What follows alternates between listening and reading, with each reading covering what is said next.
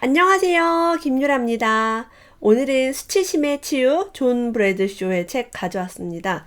이 책은 그렇게 읽기 쉬운 책은 아닌데 그냥 오늘 읽고 싶어서 한번 읽어봤어요. 그리고 가장 수치스러운 얼굴 보여주고 싶지 않았던 뭐 그런 이렇게 머리 질끈 묶는 거라든가 이마가 넓은 모습 이런 거 제가 항상 지금까지 감추고 숨기고 비밀로 하고 싶었던 모습이거든요. 일부러 이런 썸네일과 이런 모습으로 하고 있습니다. 네, 이걸 뭐 수치심과 대면하고 있다라고 볼 수 있겠죠. 저는 이제 예전부터 저 자신에게 이런 이야기를 많이 했어요. 너는 공부를 못하니까 좋은 학교에 못 갔지? 그러니까 은행에 입사할 때도 남들은 정규직으로 가는데 너는 계약직으로 들어간 거야. 중요한 건 이제 은행 계약직 들어가는데도 1년도 일을 못하고 제가 그만뒀거든요. 너무 다니기 싫더라고요. 와, 너는 성실하지도 않아. 이러면서 저 자신을 굉장히 수치스러워했어요. 이제 말은 그 표현을 아무한테도 하지 않았지, 저 스스로에게. 그리고 제가 은행에 있을 때 가입했던 펀드가 완전 금융위기 때 실패를 하면서, 와, 너는 멍청하니까 투자도 못하는구나. 할 줄 아는 게 없구나라는 그런 메시지를 보냈어요. 그리고 거기에서 제가 은행 다닐 때 그 대학생들이나 이렇게 젊은 직장인들에게 펀드를 많이 추천을 해줬단 말이에요. 다 손실을 봤을 거 아니에요. 너무 미안한 거예요. 죄책감. 나 때문에 그들이 손해를 봤어까지 막 가는 거예요. 저 되게 우울했거든요. 그리고 제가 그래서 지금도 투자 상담 같은 걸 안 해요, 여러분. 많은 분들이 제가 이제 나는 마트 대신 부동산에 간다 책을 내고 나서 엄청나게 많은 분들이 투자 컨설팅을 하고 싶다, 상담을 받고 싶다라고 얼마면 되냐라고 연락을 주었는데 제가 절대 안 한 이유가 저는 제 은행에 다녔을 때 제가 권유한 상품이 생각지도 못하게 금융위기를 맞이하면서 다 이렇게 손실을 보면서 엄청난 죄책감과 괴로움에 시달렸어요. 난 다시는 저런 건 하지 않겠다. 내가 내 투자에서 내가 잘못되는 것만 책임지겠다라고 다짐을 그때 했습니다. 마음이 바뀔 수도 있지만 저는 그렇게 고통 속에 살고 싶지가 않아요. 뭐 때문에 내가 그렇게 살아야 되나. 그 생각을 많이 했고요. 결혼 생활이 힘들 때도 내가 이렇게 얼굴이 못생겨가지고 그런 남편을 만났지. 그랬어요. TV 출연도 제가 굉장히 많이 했지만 제가 제 얼굴 제 말이 너무 수치스러웠기 때문에 모니터링을 하지 않았습니다. 근데 막 어느 순간 팬분들은 너무 예쁘다 그러고 말도 잘한다 그러고 뭐 안 뚱뚱하다 그러고 제가 생각한 저랑 너무 다른 얘기를 하는 거예요. 그래서 내가 나를 너무 미워하고 있지 않았나? 라는 생각을 하게 돼요. 그래서 내가 나를 수치스러워하고 있구나. 나를 완전 수치 덩어리로 보는구나. 라는 걸 깨닫고 내가 행복하지 않구나라는 거 알았어요. 내가 나를 수치스러워하니까 계속 노력하고 나는 변해야 돼. 더 나아져야 돼. 예뻐져야 돼. 예쁘게 보여야 해. 예쁜 말만 해야 돼. 막 이런 게 있으니까 너무 힘들었어요. 그때부터 이제 내 마음에 대한 책들을 더 많이 보기 시작했고요. 이런 불편한 마음들을 조금씩 치유하면서 좀 더 자연스럽고 행복해지고 정말 존재 자체로 나를 조금씩 더 사랑할 수 있게 됐어요. 그랬더니 이제 관계, 일, 제 인생 모든 것들이 편안해지고요. 뭔가 이렇게 흩어져 있던 퍼즐 조각이 맞춰지는 그런 느낌을 받았습니다. 그리고 좋은 일이 점점 더 많이 생기기 시작했어요. 그리고 경제적인 것도 더 좋아지고 인간관계도 막 저절로 좋아지고 옛날에 막 노력을 했어요. 쥐어짜고 막 그랬는데 그래서 여러분 삶이 좀 힘들다. 나 이렇게 힘들지? 내가 나를 좀 미워하는 것 같다라고 하시면 이 책을 한번 보셨으면 좋겠습니다. 사실 제가 이 책을 리뷰한다는 거 좀 부담은 있지만 제 수준에 맞게 그냥 간단하게 이야기해 볼게요. 자신을 온전히 사랑한다는 말은 자신의 모든 면을 있는 그대로 받아들인다는 말이고 이것이 이루어져야 우리는 비로소 남도 조건 없이 사랑할 수 있다. 자신을 받아들이지 않고 사랑하지 않는 사람은 그 때문에 자신 아닌 무언가를 꾸미려고 평생을 허비한다. 그래서 공부를 잘하는 걸 수도 있고요. 막 요리를 열심히 하는 걸 수도 있고 막 꾸미는 걸 수도 있고 그런 쪽으로 가는 거죠. 우리가 아이들을 조건 없이 사랑해라, 있는 그대로 사랑해라 이걸 하려면 내가 먼저 할 줄 알아야 된다는 거죠. 수치심이 왜 생기고 뭐 때문에 생겼고 수치심을 어떻게 들여다보고 그럼 어떻게 해결할 수 있는지 이 책은 수치심에 대해서만 얘기하고 있어요. 제가 봐서는 수치심이 없는 사람이 없습니다. 이게 조상 대대로 내려오는 거라서 네, 우리 대에서 끊어버릴 수 있도록 한번 이야기 나눠보겠습니다. 수치심은요, 좋은 수치심이 있고요, 해로운 수치심이 있대요. 건강한 수치심은 내가 이런 게 좀 부족하구나 해서 노력을 해서 나를 좀 발전적으로 만들고요. 해로운 수치심은 나를 파괴적으로 만들어요. 너는 인간으로서 못나고 형편없는 놈이야 라고 스스로에게 얘기하고요. 내 존재가 가치가 없다라고 봅니다. 그럼 여러분, 살 이유가 있나요? 그러니까 우울하고 심지어는 진짜 내 존재를 부정해버리는 일들을 저지르는 거죠. 그러니까 범죄 같은 것도 이렇게 나올 수 있다는 거예요. 너무나도 큰 부정적인 생각은 나 자신을 믿지 못하게 만든다. 나 자신을 믿지 못하는데 여러분, 아이를 잘 키우거나 내가 어떤 멋진 일을 해내거나 막 부동산 투자나 주식 투자로 돈을 벌거나 이런 걸 할 수가 없어요. 나를 못 믿으니까. 내가 수치스러우면 항상 남에게 기대려고 해요. 네가 도와줘. 네가 더 잘 알잖아. 나는 몰라. 난 바보야. 이렇게 가는 거죠. 근데 우리가 어렸을 때요, 가정에서 화를 표현하는 것을 전혀 허락하지 않았다면 당신은 화가 날 때마다 수치심을 느낀다. 부모가 화낼 때마다 막 억압했어요. 혼내고 때리고 화내면 안 된다 그러고. 그럼 화라는 감정이 없어지는 게 아니라 무시당한 기분. 나는 화내면 안 되고 남의 기분만 맞춰줘야 되는구나. 그냥 실실 웃기만 해야 되는구나. 그래서 우리가 부모가 그렇게 아이를 야단을 치면은 이렇게 되는 거죠. 나중에 이게 심해지면요, 중독과 집착으로 이어집니다. 알코올, 어떤 행위, 돈이 있는데 다 써버리는 것도 중독의 일부예요.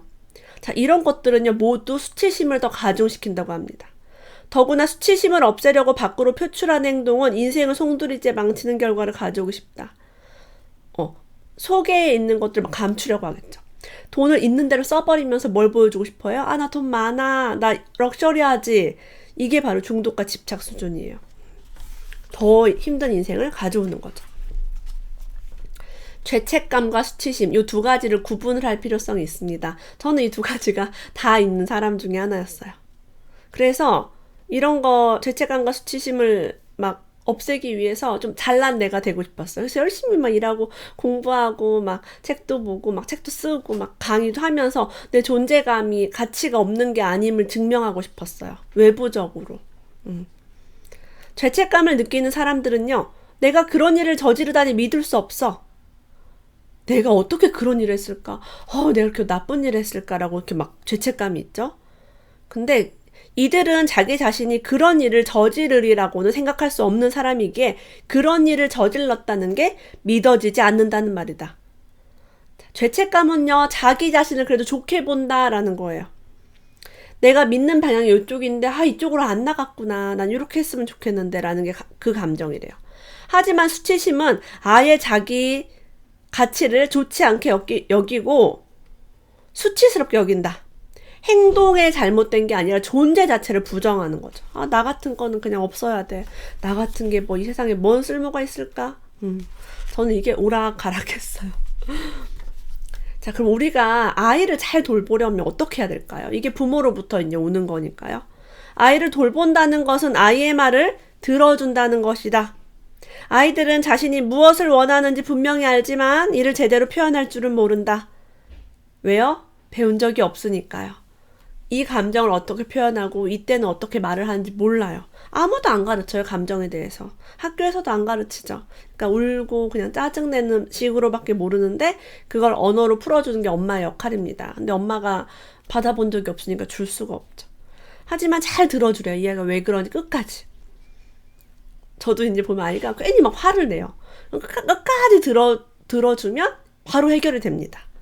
그렇지만 불행하게도 들어주는 일은 감정이 성숙한 사람이 할 수 있는 일이다.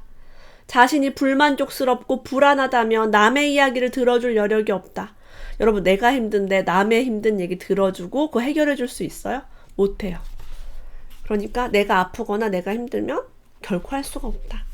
내가 치유되고 내가 먼저 잘 되는 게 내 주변이 다 잘 되는 길이죠.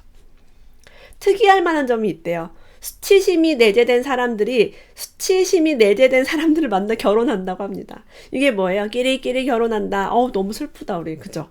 우리 결혼할 때 나의 수치심을 좀, 업그레이드 해줄 만한 배우자를 찾잖아요. 내가 못생겼으면 예쁜 사람, 키가 작으면 큰 사람, 내가 뚱뚱하면 날씬한 사람. 다 그러지 않나요? 나만 그런가? 수치심이 없는 사람은요, 나 같은 사람을 좋아해요. 근데 나를 미워하면요, 나랑 반대되는 사람을 찾아요. 그리고 같이 살면서 막 못 살겠다고 이해가 안 간다고 그러는 거죠. 예, 나만 그랬나? 자, 그들 속에 있는 곤궁한 내면 아이는요, 상대방이 자신의 요구를 채워줄 거라 기대합니다. 나를 사랑하면 이렇게 해줘야 돼. 자기는 나랑 결혼했으니 이렇게 해야 돼. 라고 서로 그러는 거죠. 많은 사람들이 부모를 돌보고요, 부모에게 용기를 주며 살아남았다고 해요. 그래서 나를 사랑하는 것이 뭔지 모른다고 합니다.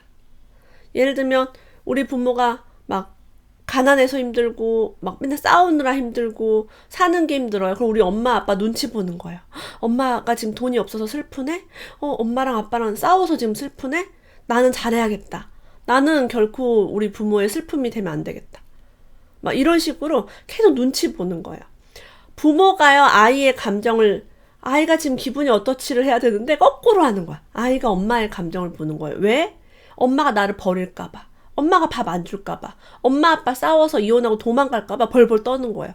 그러니까 자기 감정 못 보고 계속 부모만 보니까 평생을 어떻게 봐요? 내 욕구를 못 보고 남의 욕구만 보는 거예요. 그래서 남의 눈치 봐요. 기분이 좋은가 나쁜가. 싸우면 나 때문에 싸운 것도 아닌데 나 때문에 싸웠나? 이제 이러고 사는 거죠. 그래서 그런 분들은 우울증을 앓고 있을 수 있고요. 치료가 어려운 이유가 그들은 자신의 유년기가 정말 행복했다고 믿기 때문이다. 그러니까 그렇게 이렇게 덮은 거죠. 사실은 회피하고 싶었던 거죠. 내가 힘들다는 걸 인정하기가 너무 이제 힘들고 해결할 방법이 없고 어떻게 할지를 모르니까 에이 그래도 이만하면 살만해. 아유 나는 밥은 안 굶었잖아. 저기 아프리카 난민도 있는데 아유 나는 그래도 뭐 고등학교까지는 다녔네. 이런 식으로 이렇게 나는 그래도 괜찮았어 라고 그냥 덮어버리는 거예요. 그리고 성장기에 많은 부모들이 아이를 그들 자체보다는 그들이 벌이는 성취와 성공에 사랑을 주었다고 합니다. 와 100점 받았네. 와 받아쓰기 잘했네. 와 상 탔네. 와 대학 갔어. 그러니까 이제 그것만 하는 거죠. 부모가 이들을 오직 자신을 기쁘게 해줄 때만 사랑하고 인정했기에 말 잘 듣는 아이, 착한 아이가 어른이 되면은 더 우울증이 생길 수 있고요. 더 자신감과 용기가 없을 수 있어요. 분명히 공부도 잘하고 좋은 대학 나왔는데 그런 분들이 혹시 계시다면 자신의 내면을 한번 들여다볼 필요가 있어요. 내가 정말 좋아서 한 게 아니라 누군가를 만족시키기 위해서 혹은 나의 수치심을 없애기 위해서 한 게 아닌가. 자, 분노의 감정이 수치스럽게 여겨지면 두 가지를 생긴대요. 첫째는 분노가 수치심에 묶이게 되어 화를 낼 때마다 수치심을 느낀다. 둘째는요. 분노가 수치스럽게 여기기 때문에 억압한다. 왜 화내고 나 막 나쁜 사람이야 라고 하고요. 이걸 막 억압을 해서 이제 속으로는 부글부글한데 겉으로는 좋은 척 하는 거죠. 그래서 아이들이 화를 잘 참는다. 우리 아이는 화를 안 내요. 우리 남편은 지금까지 연애하고 한 번도 안 싸웠어요. 이게 사실 좋은 걸까요? 네. 정말 둘이 평온하면 괜찮은데 누구 한 명이 참고 있는 것이라면 정말 좋지 않죠. 이 수치심이 계속 악순환이 되면요. 이런 일들이 생깁니다. 수치심을 일으킬 만한 일이 생긴다. 아마도 다른 사람과 가까워지려고 하다가 거절당했거나 친구에게 비판을 받거나 그럼 갑자기 그 수치심이 강화가 되면서 이 마음속에서 막 돌아요. 그런 경험이 철저하게 내면화가 됩니다. 자, 내 머릿속에 나는 못났고 수치스러워가 있는데 그럴 만한 일이 벌어지면서 역시 나는 수치스러운 존재야. 나는 쓸모가 없구나. 사람들을 또 다 나를 그렇게 보네? 나만 나를 그렇게 보는 게 아니네 라고 완전히 이게 내면화되는 거예요. 그러면 그런 경험들을 계속 자극시키는 거예요. 저희 아이가 바지에 구멍이 나고 신발에 구멍이 나고 아주 구멍이 심하게 아주 거지같이 났어요. 그리고 실내화 가방도 막 다 뜯어졌어요. 저는 이제 저한테 얘기를 안 하니까 한참 뒤에 알고 너무 놀랐죠. 이거 혹시 친구들이 놀리지 않아? 라고 물어보니까 아무도 놀리지 않았대요. 그때 제가 깨달았어요. 자기 자신이 나는 그지야, 나는 가난해, 나는 이런 구멍난 것들이 너무 수치스러워, 새 것을 갖고 싶어, 브랜드를 원해 라고 했을 때는 누가 놀리는 일이 생기는 거예요. 그러면서 그게 강화되는 거예요. 막 울면서 나 우린 거지야 돈이 없어 왜 이런 신발을 신어야 해 라고 원망할 수도 있는데 아무도 놀리지 않고 얘도 그거에 신경을 아예 안 쓰니까 그냥 그대로 학교를 다닌 거죠. 그래서 뭐 학교를 보낼 때는 뭐 좋은 옷을 입혀야 된다 이런 게 저는 아예 저한테는 없어요. 그래서 마음에 수치심이 없는 게 되게 중요하다라는 것을 경험적으로도 여러 번 깨닫고 있습니다. 완벽주의는요, 망해가는 경쟁의 산물이라고 합니다. 완벽주의를 버려라 라는 뜻이에요. 점수가 안 좋으면 수치를 당했대요. 옛날에 우리 막 맞고 이랬어요. 앞에 나오라 그러고 점수 같은 것도 막 벽에다 막 붙여놨습니다. 점수가 안 좋다는 자체가 이미 사람을 수치스럽게 만든다. 저도 아주 그냥 안과 밖, 집과 학교에서 계속 수치에 대한 경험을 한 거예요. 그래서 실제로는 정말 사랑스러운 나지만 그걸 볼 수가 없었던 거죠. 아무도 나를 고요하게 존재 자체로 너 참 괜찮아 라고 비춰주지 않았어요. 이 저자는요, 어려서 천식이 있었대요. 자, 혹시 아이가 이런 알러지 질환이 있으면 한번 잘 보세요. 학교에 가기 싫으면 나는 천식을 유발시키곤 했다. 나는 어릴 적부터 앓는 것이 가족들의 동정을 받는다는 것을 잘 알고 있었다. 아파서 주목받는다는 건 아주 흔한 현상이다. 사람들은 일하기 싫을 때 아파진다.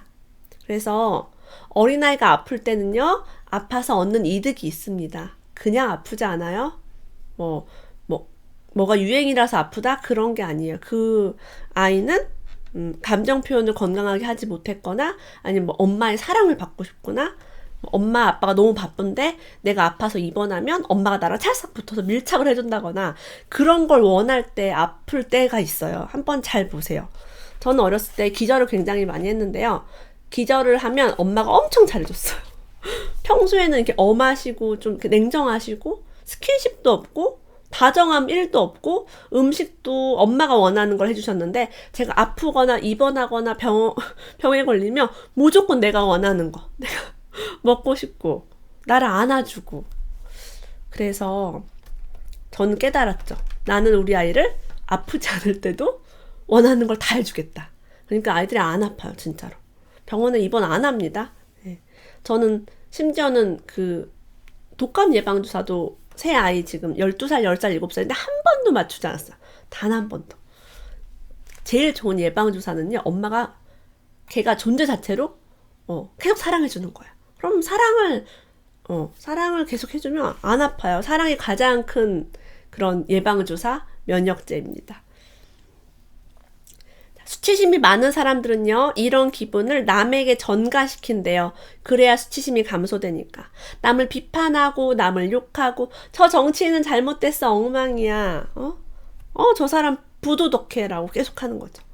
남 탓하거나 남 흉보는 사람 보면은 수치심이 가슴속에 많을 수 있어요. 혹시 내가 나도 모르게 자꾸 누구를 욕하고 싶다라고 하면은 그게 내 안에 있는 게 아닌지 한번 들여다보실 필요성이 있습니다. 그래서 남 탓을 많이 하고요. 남의 욕을 많이 하는 사람은 저는 그냥 안 만나요. 왜냐면 그분은 자기 안을 보지 않고 바깥만 보고 있기 때문에 해결이 안 돼요. 네. 다음에 만나면 또 다른 사람 욕하고 뭐 가족을 하다가 뭐 친구를 하다가 막 정치인, 연예인 막 다 나옵니다. 앨리스 밀러는 이렇게 얘기해요. 누구도 자신이 당하고 있는 일에 자각할 수 있는 기회가 주어지지 않으면 자, 나한테 지금 벌어지는 이런 막 힘든 일들을 이 내면에서 들여다볼 수 있는 기회가 없다면 그 행위를 평생 되풀이 한대요. 자, 우리 대부분의 부모가 정도는 심하지 않지만 이런 종류의 일들을 자녀에게 되풀이하고 있다. 알려주지 않으면 알 수가 없죠. 근데 알려줘도 모르죠. 자, 맞거나 학대당한 아이가 자라서 또 남을 때리거나 학대를 시킵니다. 이거 되게 범죄에도 연결이 되어 있어요. 이런 것들이 나는 우리 부모처럼 안 될 거야 라고 하는데도 그대로 대물림이 되는 거죠. 그런 원리도 자세하게 설명이 되어 있어요. 정말 끔찍하면서도 슬픈 일입니다. 자, 그러면 이런 해로운 수치심을 없애는 방법이 무엇이냐? 거의 양이 한 절반보다는 좀 적지만 이 뒷부분에 많이 나와 있고 구체적으로 나와 있어요. 이걸 제가 길게 설명하지 못하고 저도 뭐 다 이해를 하지 못해서 아쉽습니다. 몇 가지만 한번 이야기 나눠볼게요. 자, 더 이상 인간관계에서 숨기지 말고요. 신뢰할 만한 사람들과 자신의 느낌을 솔직하게 나누어래요. 나는 어렸을 때 이런 일을 겪었고 그래서 평생 고통스러웠고 나는 우리 가정 환경 뭐 이런 게 너무 수치스러워. 예를 들면 부모가 이혼한 걸 숨기거나 내가 이혼한 걸 숨기거나 뭐 계속 숨기는 사람들 힘들어. 그래서 부모나 친구에게도 말 못할 비밀 이런 것들을 내면에는 내가 너무 수치스럽기 때문에 남한테 잘 보이고 싶다. 나의 수치스러움 오픈했을 때 사람들이 날 싫어한다. 이런 생각 때문에 그런 거죠. 믿을 만한 사람들과 나눠보세요. 나를 비난하지 않을 사람. 너무 좋겠죠? 수치심을 감소시키기 위해 당신의 유기된 상처를 인정하라. 나의 오래된 상처, 꺼내지 않은 상처를 글로 써볼 수도 있겠죠. 글 쓰는 게 완전 좋다고 얘기합니다. 그리고 우리 안에 다양한 면, 좋은 면과 나쁜 면을 모두 인지하려고 노력하라. 나는 눈은 예쁘지만 코는 못생겼다. 입은 그냥 봐줄만 하다. 이마는 넓지만 뭐 이런 식으로 통합하는 거죠. 좋은 것도 있고 나쁜 것도 있고. 그리고 우리가 인간관계에서 어떤 것을 수치심을 불러일으켰는지를 자각하래요. 적어볼 수 있죠. 내가 이럴 때 좀 수치스러웠어. 저는요 누굴 만났을 때 얼굴이 좋아 보인다 라고 할 때 살쪘단 얘기구나. 똥똥하단 얘기구나. 그랬어요. 그러니까 상대방은 그 말이 아닌데 나 혼자서 내가 불러일으킨 거죠. 그럼 내가 싫어하는 거는 뚱뚱한 내가 있는 거예요. 미운 나가 있는 거죠. 자, 마지막으로 또 우리가 실수할 때가 정말 많아요. 인간이기 때문에. 우리가 실수할 수도 있고 불완전하다라는 것을 인정하고 그것에 대한 용기를 가져라 라고 합니다. 실수할 수도 있지 뭐. 내가 이러이러한 거 잘못했어. 제가 최근에 블로그에 강의 이렇게 앞뒤 바꿔서 너무 미안하다고 너무 부끄럽다고 올렸어요. 이것도 내가 인정을 그냥 하는 거죠. 그리고 여기 덧붙여서 아유 나는 인간적이구나 라는 얘기도 해주면 좋아요. 아유 너는 막 못났어. 실수했어. 나빠가 아니라 그래 인간이니까 실수할 수 있지. 그래 그래도 용기 있게 네가 그렇게 했구나. 참 인간적이다라고 위로해 줄 필요가 있어요. 자, 해로운 수치심을 치료받기 위해서는요. 고립과 숨김으로부터 빠져나와야 한다라고 얘기합니다. 이 저자는요. 나는 다른 사람 앞에서 노출시켜야 된다는 생각으로 두려웠다. 저도 그랬고요. 아마 많은 분들 다 똑같을 겁니다. 세상이 믿을만하지 못하기 때문에 나를 완전히 노출시키기는 어렵죠. 그리고 부모가 나를 수치스럽게 바라보면 내가 타인이 나를 온전히 바라볼 거라고 믿음을 가질 수가 없어요. 왜? 부모가 우주고 부모가 전부인데 부모조차가 나를 그렇게 보지 않았다면 힘들죠. 그래서 이런 거를 들여다보고 내가 이런 게 두렵구나. 이래서 두렵구나를 알면 좋습니다. 진실한 사랑에 대해서 얘기해 볼게요. 우리가 평생 진실한 사랑을 찾아 헤맵니다. 진실한 사랑은 치유하며 성장을 가져다 준다. 만약 우리가 사랑을 받는데도 성장하지 않는다면 그것은 진실한 사랑이 아니기 때문이다. 진실한 사랑은 무조건적이며 긍정적이다. 이런 사랑이 우리를 온전하게 해주며 우리로 하여금 자신을 받아들이게 한다. 온전해지기 위해 우리는 우리 안에 수치스러운 구석과 분열된 부분을 재통합해야 된다. 나의 수치스러운 부분을 적어보시면 정말 좋겠죠? 자, 죄책감을 가진 사람은요, 처벌을 두려워한대요. 벌 받을까봐, 지옥에 갈까봐, 그런 것들 되게 많죠? 그래서 변하고 싶어 한대요. 좀 나은 내가 되고 싶어 해요. 과거의 죄를 좀 덮는 일, 봉사도 할 수 있겠죠? 그런데 수치스러운 사람은요, 처벌을 받기를 원한다고 합니다. 그래서 수치가 여러분 더 파괴적이에요. 죄책감은 그나마 낫죠. 그래서 처벌을 받기를 원하는 사람은 현실로 그 처벌을 불러옵니다.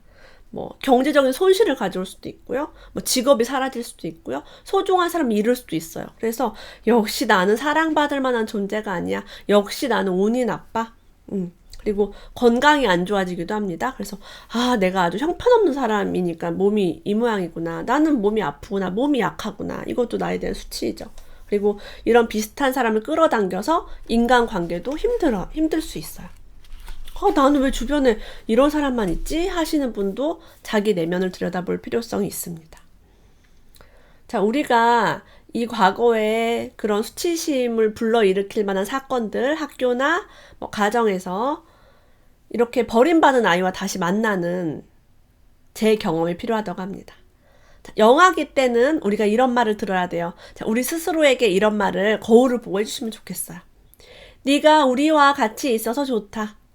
이 세상에 나오게 된 것을 환영한다. 네가 우리 가정에 태어나서 기뻐. 나는 네가 남자 혹은 여자라서 기쁘다. 나는 네 말을 잘 들어주고 싶고 널 안아주고 사랑해줄 거야. 네가 원하는 것은 다 나한테 좋은 일이야. 네가 날 필요로 할 때 내가 그 자리에 언제나 있어주마. 하지만 우리가 뭐 혼전 임신으로 결혼을 했다거나 아니면 뭐 성별에 대한 부모의 기대가 실망으로 태어났다거나 하면 이런 메시지를 받지를 못합니다. 부모님이 너무 경제적으로 어려웠다거나 그러면 아유 너는 왜 나왔을까? 뭐 네가 아들이었으면 이런 얘기를 듣고 자라면 여러분 수치심을 그냥 가지고 태어나는 거예요. 자, 이런 말을 하면 좋겠죠? 아장아장 걸어다니는 유아기에는 이런 말을 해주면 좋아요. 그러니까 나의 내면 아이한테 해주세요. 우리가 못 들은 이야기입니다. 돌아다니면서 네가 알아보고 싶은 것을 알아봐도 괜찮아. 날 떠나 있어도 괜찮아. 나는 널 떠나지 않을 거야. 짜증을 내도 괜찮아. 화를 내도 돼. 안 된다고 말해도 괜찮아. 네가 이러는 건 괜찮아. 네가 하고 싶은 대로 해도 괜찮아. 내가 여기 널 위해 있어줄게. 서두를 필요 없어. 네가 필요한 만큼 시간을 줄 테니 네가 뭘 가지려 하고 또 그냥 내버려 두는 것도 좋아. 나는 널 떠나지 않을게. 이거랑 반대인 이야기를 듣고 자라신 분들도 분명 있을 거예요. 우리가 진정으로 듣고 싶었던 사랑의 메시지죠. 이런 것들을 나한테 많이 들려주세요. 내 아이한테. 당신은 남의 사랑을 꼭 받아야 될 필요도 없고 또 그것을 위해 자신을 희생시켜서도 안 된다. 어떤 분이 이런 말을 했어요. 제가 요즘 많이 드는 생각이 네이버에다가 김유라 TV 필사라고 검색을 하면요. 많은 분들이 제 이 방송을 막 적고 막 타이핑을 쳐서 열심히 하고 계세요. 근데 제가 어떤 분은 지금 막 몇 달째 하루도 안 빼고 하고 계시거든요. 손으로 쓰시는 분도 있어요. 근데 처음엔 제가 너무 감사하다. 그리고 그분의 놀라운 변화에 또 제가 칭찬도 많이 했어요. 근데 그 이후로 많은 분들이 이제 그분을 따라가시게 됐거든요. 근데 혹시 이게 남에게 사랑받거나 칭찬받거나 인정받아서가 아닌지에 대한 불편함이 좀 올라오더라고요. 혹시 여러분이 제 관심과 사랑을 받기 위해서 하시는 거라면 안 하셨으면 좋겠고요. 정말 여러분 성장에 도움이 돼서 순수하게 하는 거라면 계속 하시면 좋겠습니다. 스카펙 박사님은 이렇게 얘기했어요. 사랑은요, 자신과 남의 정신적 면을 보살피고 영적인 성장을 확장시키는 의지라고 했어요. 사랑을 의지로 받다는 것에서 주목할 만하대요. 의지는 뭐예요? 내가 선택할 수 있다라고 보는 거죠. 여러분도 나 자신을 사랑하기를 선택해보세요. 이렇게 한번 나 자신에게 큰 소리로 외쳐보래요. 저는 크게 한번 해볼게요. 볼륨 좀 줄이고. 나는 나 자신을 사랑하며 날 무조건 받아줄 것이다. 한 번 더 해볼까요? 나는 나 자신을 사랑하며 날 무조건 받아줄 것이다. 네. 사실 우리가 무조건 받아준 적이 없습니다. 이 말을 큰 소리로 자주 외치래요. 이럴 때 중요한 점은요, 무조건적으로 하라는 거래요. 이는 당신 자신이 역겹게 느껴지고 혐오가 되고 참담하게 느껴지는 날이 있건 간에 무조건 하래요. 이게 나를 사랑하는 방법이죠. 내가 뚱뚱하든 못생겼든 돈을 못 벌든 직업이 없든 뭘 못하든 결혼을 못했든 아무 상관이 없이 나는 소중한 사람이다라고 막 외치는 거예요. 자, 마지막은 아니구나. 이제 거의 다 읽었네요. 네. 노라고 말하기 힘들고요. 마음속 얘기를 못하고 마음과 행동이 달라서 힘드신 분은 이거 한번 꼭 보세요. 자, 이렇게 얘기하래요. 나는 인간관계에서 진실하게 행동할 수 있다. 나는 내가 느끼고 생각하는 바를 말할 수 있다. 나는 내가 싫어하는 것을 싫다고 할 권리가 있다. 나는 진실하게 말하는 나를 사랑한다. 이것을 수십 번은 더 연습하라고 합니다. 사랑하는 사람한테 사랑한다 고백을 하든지 아니면 거절을 하든지 봉급을 올려달라고 얘기를 하든지 상점에서 마음에 안 드는 물건을 반품하든지 데이트를 신청하든지 성공적으로 연설을 하든지 특히 어렵거나 수치스러운 경우를 골라서 계속 상상한 연습을 하래요.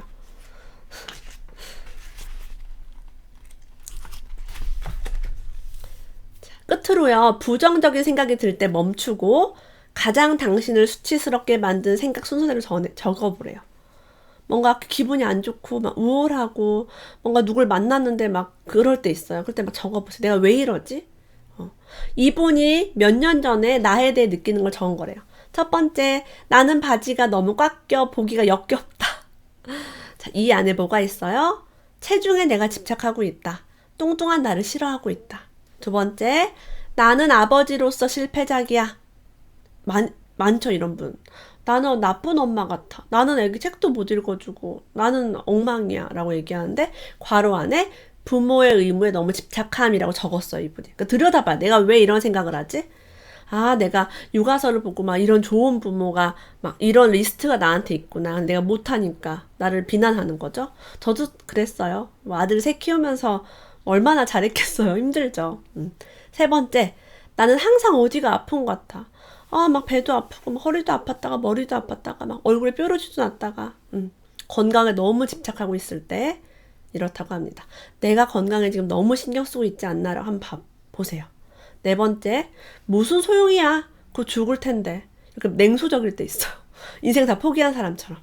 자, 이분은 자기 내면에 죽음에 대해서 집착하고 있다는 거 알게 됐다고 해요. 우리 그런 거 있죠. 아이고, 죽어야지. 이렇게 말하시는 분이 실제 죽고 싶어 하지 않죠. 너무 오래 살았네. 이런 분들. 아니죠. 다섯 번째요. 나는 정말 이기적인가 봐. 나는 좀 싸가지가 없고 이기적이야. 괄호 안에 나는 좀 도덕에 집착하고 있지 않나. 사실은 되게 도덕적인 사람이 되고 싶은 거죠. 나를 비난하는 그런 마인드예요. 여러분 이런 것들을 한번 적어보면서 치유를 얻으셨으면 좋겠습니다. 수치심의 치유를 통해서 정말 내가 원하는 삶, 자유로운 삶, 행복한 삶, 사랑이 넘치는 삶, 그리고 모든 걸 다 원하는 걸 다 얻는 그런 삶과 함께 하시길 바랍니다. 오늘 존 브래드쇼의 수치심의 치유 끝까지 함께 해주신 분 감사합니다. 다음에 또 만나요.